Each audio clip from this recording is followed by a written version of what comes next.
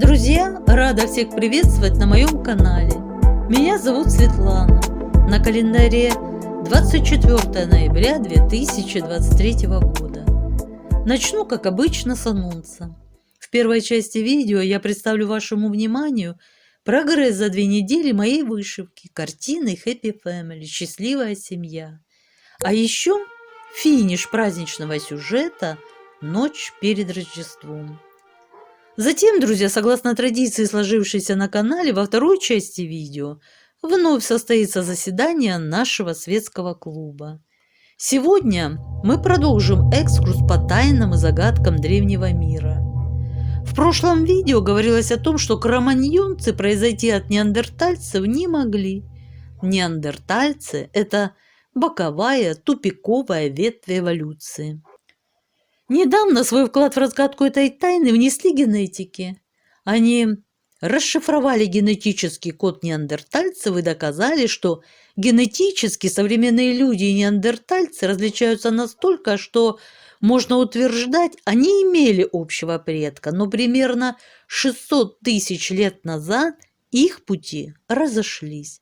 То есть развитие этих двух ветвей человечества пошло разными путями еще до того, как неандертальцы стали неандертальцами, а кроманьонцы – нашими дедушками.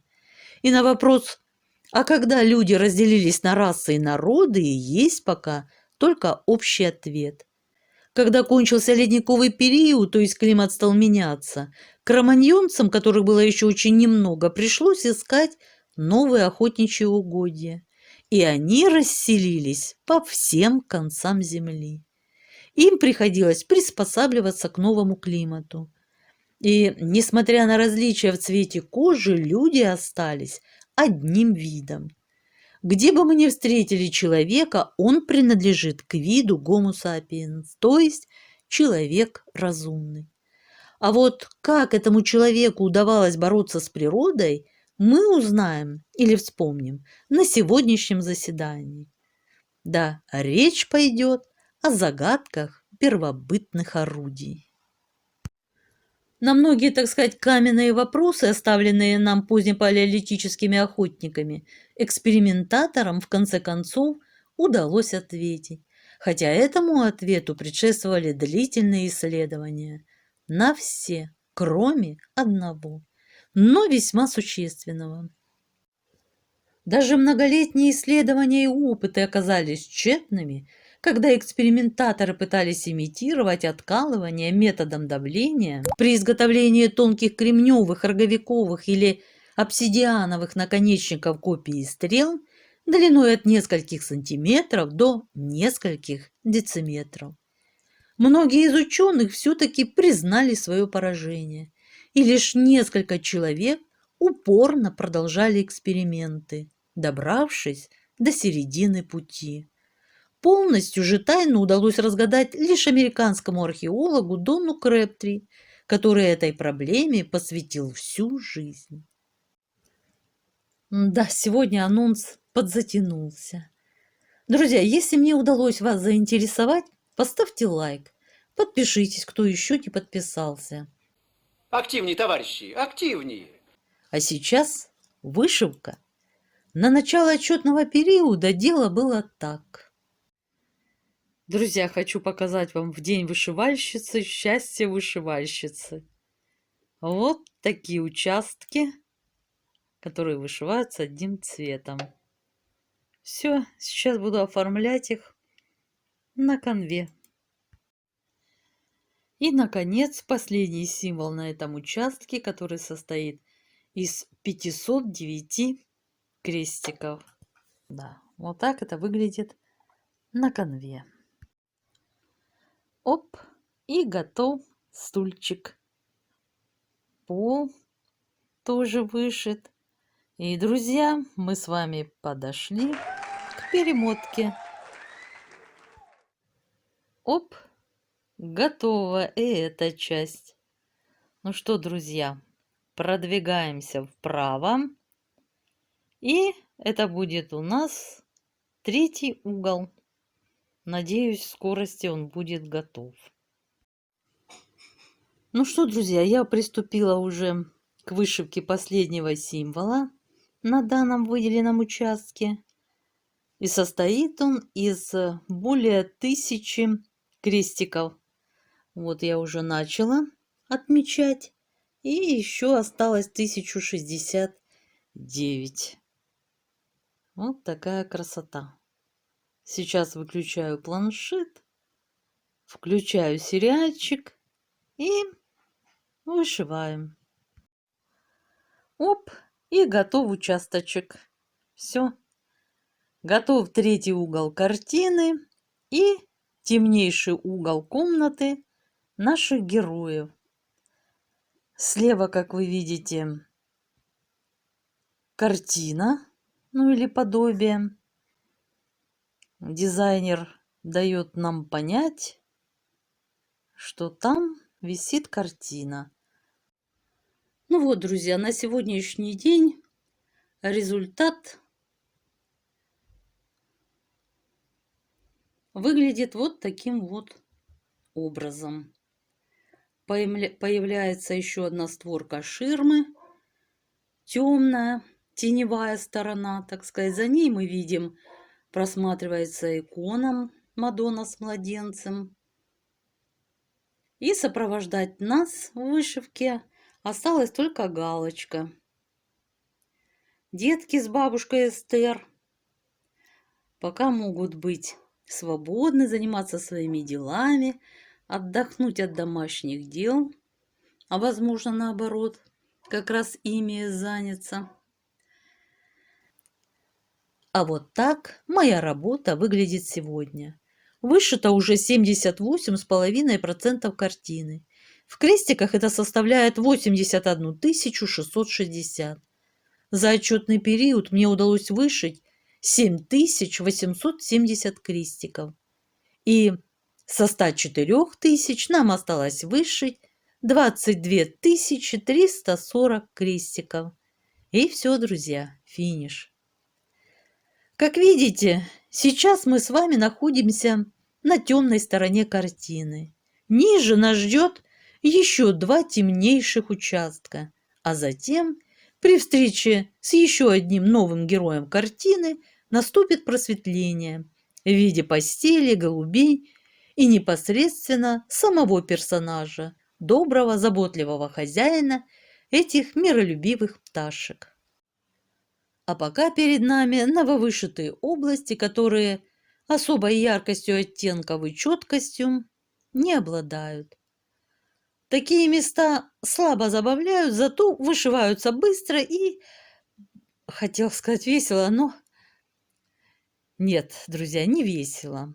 Быстро, да, за счет большого количества крестиков одного цвета, но скучновато. Глухой, темный, сырой, тихий угол. Скучновато. Вам ничего не нравится. Вам трудно угодить. Согласна, трудно. Как вы знаете, мне то много единичек, то скучно со множеством односимвольных крестиков, то шахматка меня драконит. Ах, я вся такая несуразная, такая противоречивая вся. Или вот, не могу не остановиться на этом изображении, расположенном на стене. Когда на него смотришь глазами несведущего, то резонно возникает вопрос, что это такое? Страшно, очень страшно. Мы не знаем, что это такое. Если бы мы знали, что это такое, мы не знаем, что это такое. Сложно найти ответ, пока не взглянешь непосредственно на картину самого художника. Но хорошо, что дизайнер вообще не обошел стороной этот элемент, а все-таки как-то обозначил его наличие. Ну, возможно, дизайнер, как творческая личность, все видит по-своему. Пускай у нас разные вкусы. Давайте спорить. Положим, я вообще за условное искусство. Да, я не реалист. Да, я вижу мир иначе, чем вы. Ну что из того? Да, не все идеально, но... Непорядок. Давай-ка забудем об этом. Я люблю эту работу, этих персонажей и, конечно же, с удовольствием продолжаю вести эту картину к заключительному этапу. Давайте посмотрим, сколько же дней за отчетный период я посвятила этой вышивке. Итак, друзья, вот 10 ноября, пятница, это был выпуск отчетного видео. Я немного повышивала в пятницу, в субботу, 11 ноября. И затем, как вы видите, приступила уже 18 ноября к вышивке Happy Family. 7 дней было посвящено рождественскому сюжету. Давайте к нему сейчас и перейдем. 10 ноября эта работа выглядела вот так. Ну вот, друзья, работа готова. Ночь перед Рождеством. Все вышито, бэк проложен. Теперь несем ее купаться. Ну вот, друзья, разметочка отошла мгновенно. И работу отправляем после небольшой сушки на утюжку. А 17-го она финишировала. Вышивался этот сюжет такими стежками, как крестик, немного полукрестика, 1/4 крестика, 3/4 бэкстич, которого, кстати, море. Он присутствует буквально на каждой складочке. Даже на ресничке у мамы в виде падающего света от пламени свечи. А вот длинными стежками уложены волосы мамочки. Да, друзья, вышивка сложно далась мне на 18-й аиде. Лучше все-таки использовать равномерку под дробный крестик. Теперь мне остается ее оформить в пинки понаряднее, и это будет дополнительный элемент рождественского декора. И будет создавать праздничное настроение. Итак, друзья, достижения все обозначены, результаты продемонстрированы, впечатления озвучены. Вот мы и подошли с вами ко второй части видео. Итак, настраиваемся на нужный лад и отправляемся в путешествие по древнему миру. Торжество камня. Камень по праву стал символом самого древнего и самого длительного отрезка человеческой истории. Каменный век в 99 раз длиннее, чем вся последующая история человечества. Для нас слова «каменный век» означают не только беспросветную даль времен, но и отсталость, дикость, варварство. Все, что противопоставляется цивилизации.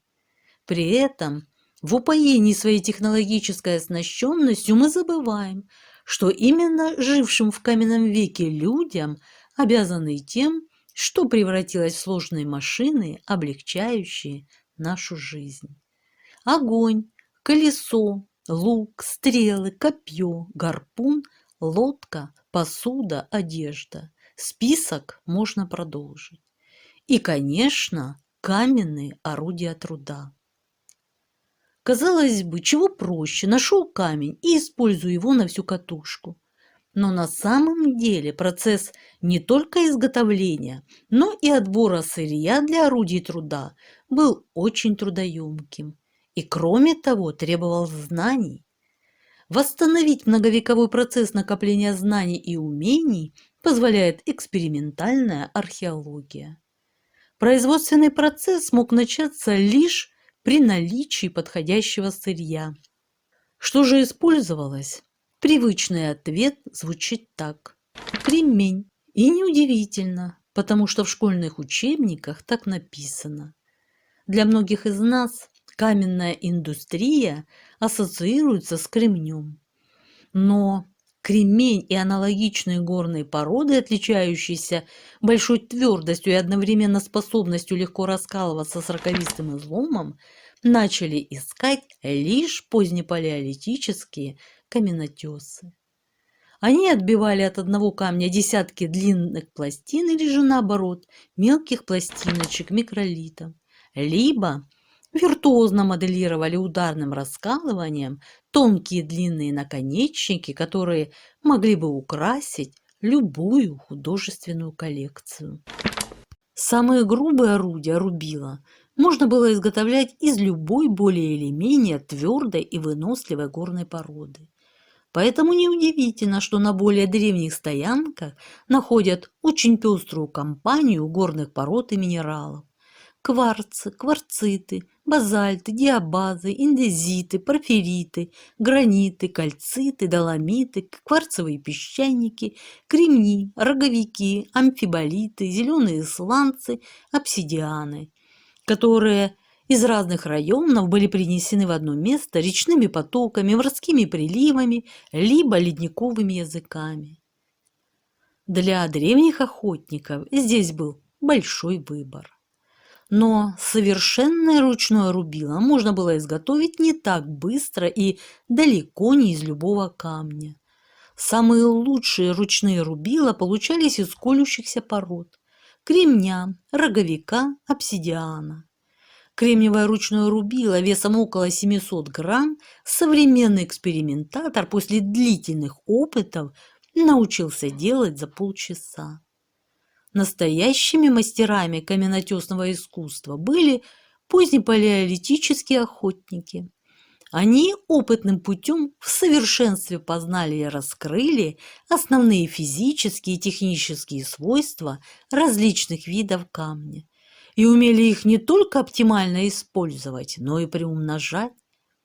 Для экспериментаторов это были тяжкие минуты, когда они пытались в большинстве случаев безрезультатно скопировать длинные клинки или плоские наконечники, при том, что они были вооружены данными, которые им сообщили микроскопы, минералогические, химические и спектральные анализы и измерения прочности на растяжение и сжатие. У древних мастеров никаких приборов не было. Они учитывали внешние признаки камня – цвет, блеск, зернистость, излом, массу, прочность, твердость и умели отличать основные типы качественного сырья от бесконечного ряда непригодных горных пород и минералов. С безошибочной точностью находили они породы, отличающиеся твердостью, прочностью и одновременно способностью к раскалыванию. Об этих породах мы знаем сегодня, что они образованы веществом и называем их силикатами – роговики, кремни, радиолариты. Орудия и оружие из такого сырья почти не уступают стальным. Наиболее обширные месторождения кремня встречаются в горных породах самого верхнего мелового отдела. Они тянутся главным образом в прибрежных областях от северо-западной Франции через Голландию, Данию и далее на север. Там они подвергались воздействию морского прибоя, мороза, выветриванию. Качество кремня страдало, так как он лишался необходимого количества воды. Из такого сырья лишь с большим трудом можно изготовлять длинные пластины. Наверное, позднепалеолитические каменотесы добывали хотя бы часть кремня и качественных роговиков в местах исконных залежей. Но как это происходило, если места залежей удалены иногда на сотни и тысячи километров? Вероятно, они время от времени предпринимали экспедиции за сырьем, как это до сих пор делают аборигены Новой Гвинеи. Могли они заполучить его и, так сказать, мимоходом при передвижениях по обширной охотничьей территории, либо посредством меновой торговли, которую организовали люди, жившие поблизости от источников сырья и обрабатывавшие его в количестве, превышающем их собственные нужды. На многие каменные вопросы, оставленные нам позднепалеолитическими охотниками, экспериментаторам в конце концов удалось ответить, хотя этому ответу предшествовали длительные исследования. На все, кроме одного, но весьма существенного. Даже многолетние исследования и опыты оказались тщетными, когда экспериментаторы пытались имитировать откалывание методом давления. При изготовлении тонких кремневых, роговиковых или обсидиановых наконечников копий и стрел длиной от нескольких сантиметров до нескольких дециметров. Многие из ученых все-таки признали свое поражение, и лишь несколько человек упорно продолжали эксперименты, добравшись до середины пути. Полностью же тайну удалось разгадать лишь американскому археологу Дону Крэбтри, который этой проблеме посвятил всю жизнь. Суть ее состояла в том, что кремень или обсидиан перед откалыванием необходимо было подвергнуть тепловой обработке. Итак, методы старых каменотесов наконец-то перестали быть тайной. Мало того, сегодня американские студенты-археологи обучаются им в университетах на специальных курсах. Не везде в распоряжении позднепалеолитических каменотесов были кремень, добротный роговик или обсидиан. И поэтому те, кто обращался к иным сортам камней, оставили нам свидетельство своего мастерства в другом материальном оформлении. Кроме того, их изделия – доказательства немалых, говоря современным языком, минералогических знаний.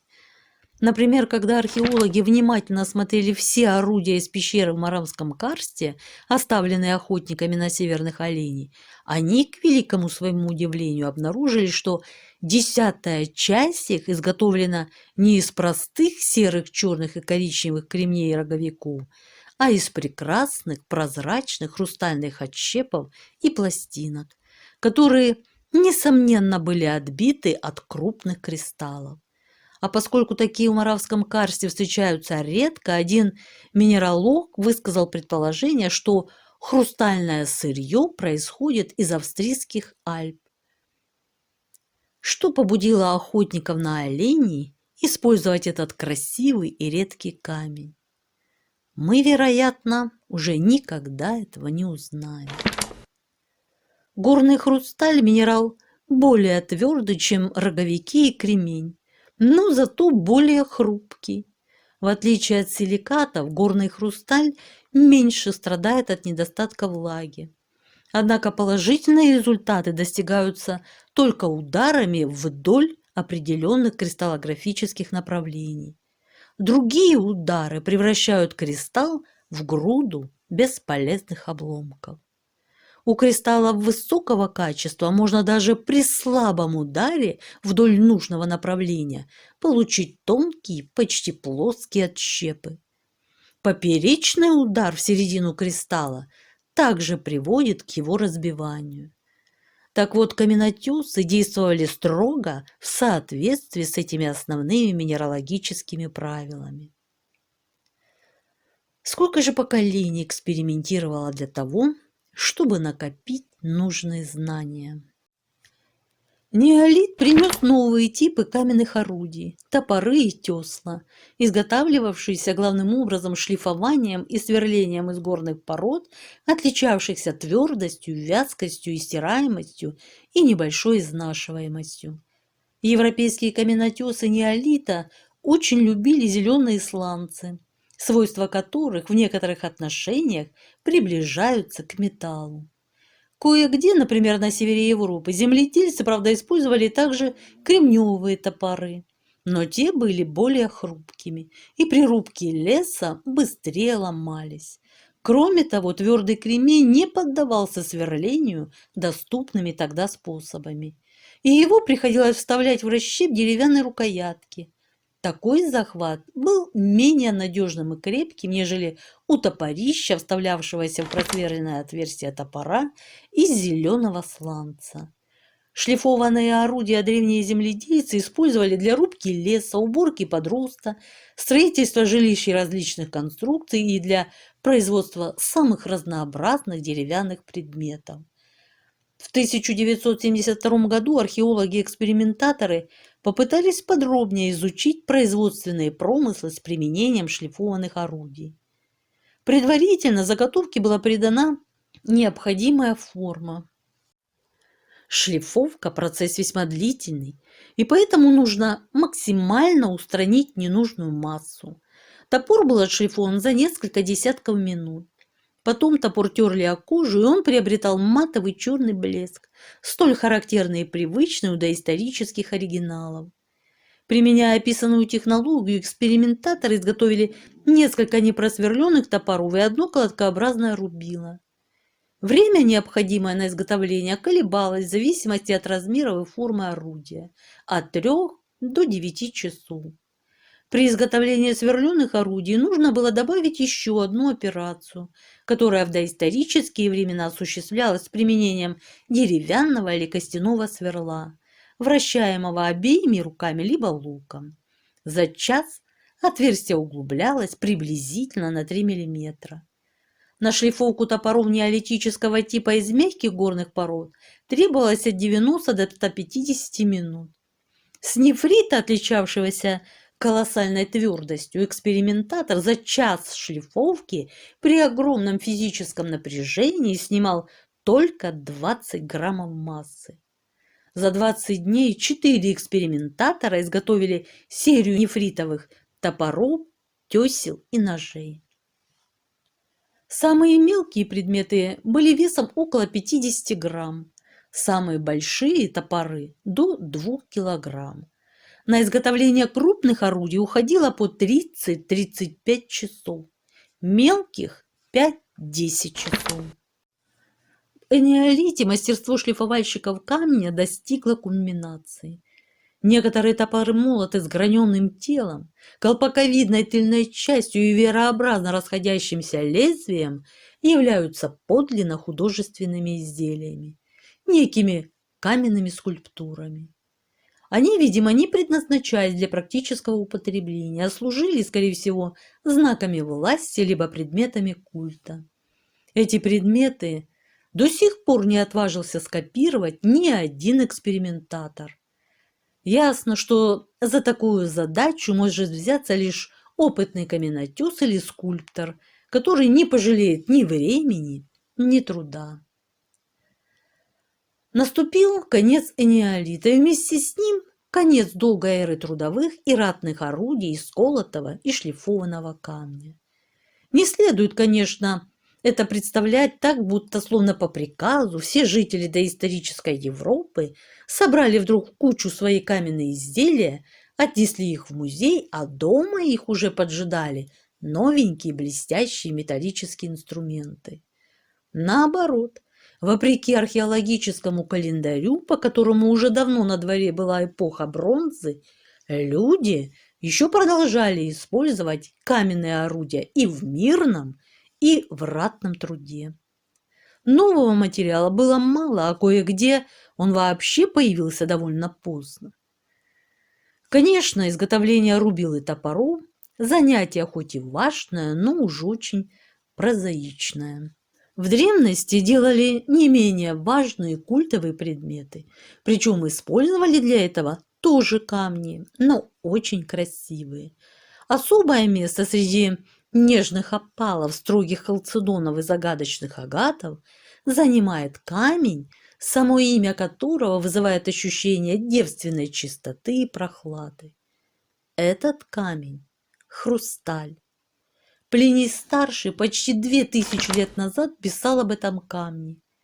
Его, конечно, находят не иначе, как в таких местах, где зимний снег особенно сильно застывает. И это, несомненно, лед. Даже такой знаток камней, как Марбот Ренский, XII век, верил тому, что говорили греки и римляне, и заявлял: чистый кристалл – это лед, отвердевший за многие годы. Это представление до XVII века даже не пытались ставить под сомнение. В средневековых лапидариях он фигурирует все еще как окаменевший лед. Заблуждение развеял физик Роберт Бойль. Измерив удельный вес хрусталя и льда, он пришел к заключению, что это разные вещества. Однако название камня осталось, закрепившись за прозрачными бесцветными кристаллами. А непрозрачные молочно-белые или серые разновидности стали называться кварцем. Кристаллы хрусталя достигают иногда огромных размеров. На острове Мадагаскар добывают настоящие обелиски длиной до 7 метров. А в швейцарских Альпах был найден экземпляр весом около 800 килограмм. Замечательные и маленькие, не более 5 миллиметров хрусталики, которые по месту их первой находки в Карпатах назвали мармаружскими диамантами, бриллиантами.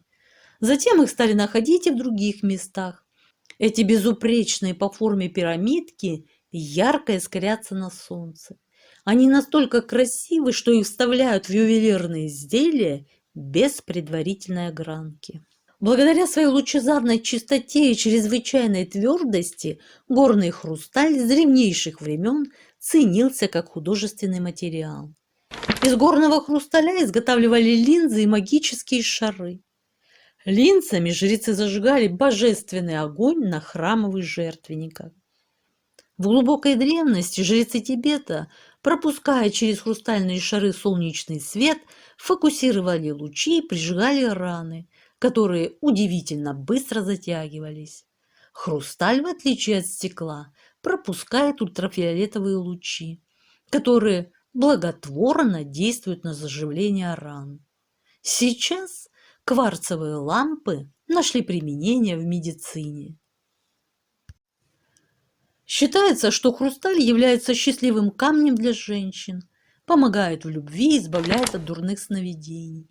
У древних греков и римлян хрусталь был символом чистоты, скромности и целомудрия. Фигурки, выточенные из него, служили амулетом, помогавшим от многих несчастий.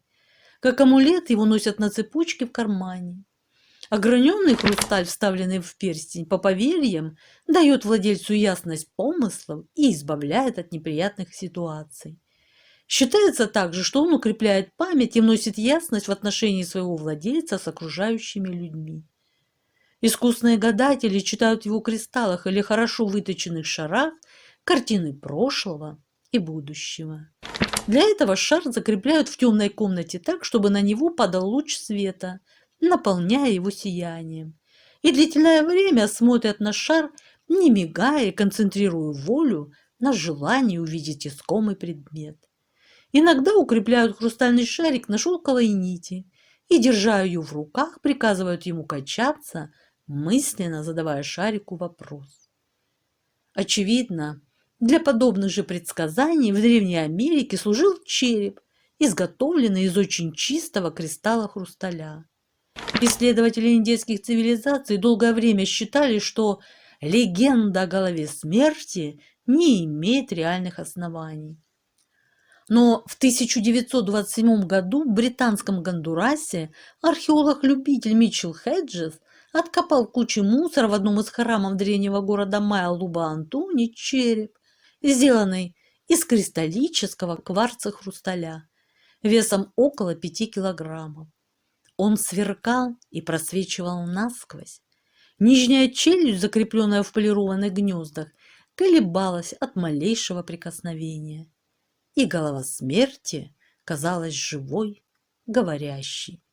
Когда перед ним ставили свечу, глазницы начинали сверкать. А если перед этой говорящей головой размещали различные предметы, то при определенных его поворотах их отражения появлялись в глубине черепа. Вокруг находки разгорелись споры. Чем больше ее изучали, тем более вероятной казалась мысль, что это и есть легендарная мертвая голова. О черепе дали заключение минералогии и кристаллографы. Заключение довольно раздраженное. Проклятая штуковина просто не должна существовать на свете. Те, кто ее высекал, не имели ни малейшего представления о кристаллографии и совершенно игнорировали оси симметрии. Она неминуемо должна была разлететься при обработке. Действительно, с какой бы осторожностью ни раскалывать кварц, при обработке он будет дробиться. Искусствовед Дорланд, изучивший череп, поставил такую запись. Можно себе представить, какой эффект создавал висящий в полутьме над алтарем череп со сверкающими глазницами, двигающий челюстью и изрекающий повеления богов. Тем более, что в нем можно увидеть любые предметы реальной действительности, лица людей, горы, зверей, плоды собственного воображения в переливчатой игре туманных пятен. Я сам наблюдал эффект, который оказывает этот череп из кварца на впечатлительных людей. У одних учащается дыхание, пульс, другие испытывают жажду или ощущают различные запахи. Некоторые даже засыпают. Жрецы, которые пользовались им, могли действительно прослыть всемогущими. Исследователи пришли к выводу, что поверхность камня полировали какой-то специальной пастой. Это потребовало очень много времени, напряженного труда, возможно, ни одного поколения мастеров. Время вообще было для наших предков категорией второстепенной. Жизнь после смерти не кончалась, она продолжалась. Время не имело ни начала, ни конца. Поэтому они могли без какого бы то ни было чувства горечи месяцами и годами терпеливо сокрушать каменными кувалдами скальный массив, чтобы вырубить угодные Богу многотонные монолиты и скульптуры, либо с тем же пренебрежением к бегу времени вырезать из каменной пластинки и шлифовать бусинки размером с булавочную головку. Нам, людям 21-го столетия, для которых секундная стрелка неумолимо отсчитывает часы и дни жизни и измеряет выработку и производительность, кажется непонятным, что когда-то существовали люди, десятилетиями возводившие Стоунхендж, пирамиды в Египте, Чичен-Ицы и во многих других местах. Или вытесывали и поднимали огромные скульптуры, без всякой очевидной, на наш поверхностный взгляд, практической цели. Бессмысленное разбазаривание времени, скажем мы. Но нет. Эти постройки, огромные скульптуры, были в доисторическом и древнем миропонимании полны большого практического смысла. Сверхъестественные силы, боги и небесные светила решающим образом предопределяли земную и посмертную жизнь людей. Поэтому при помощи этих колоссальных построек и скульптур они стремились войти в контакт с богами на небе. Одновременно они накапливали поразительные астрономические знания, которые использовали для определения сроков сельскохозяйственных работ. Американский астроном Джеральд Хокинс, один из основоположников новой отрасли науки археоастрономии или астроархеологии, рассчитал орбиты Солнца и Луны для различных периодов далекого прошлого. Затем в Египте и Перу он обнаружил, что расположение некоторых составных частей строительных комплексов, которые могли быть связаны с наблюдением астрономических явлений, соответствовало его расчетам. Спасибо за внимание. Ставьте лайки, если тема вам понравилась. Я желаю всем мира, здоровья и благополучия. А на сегодня у меня все. Пока-пока.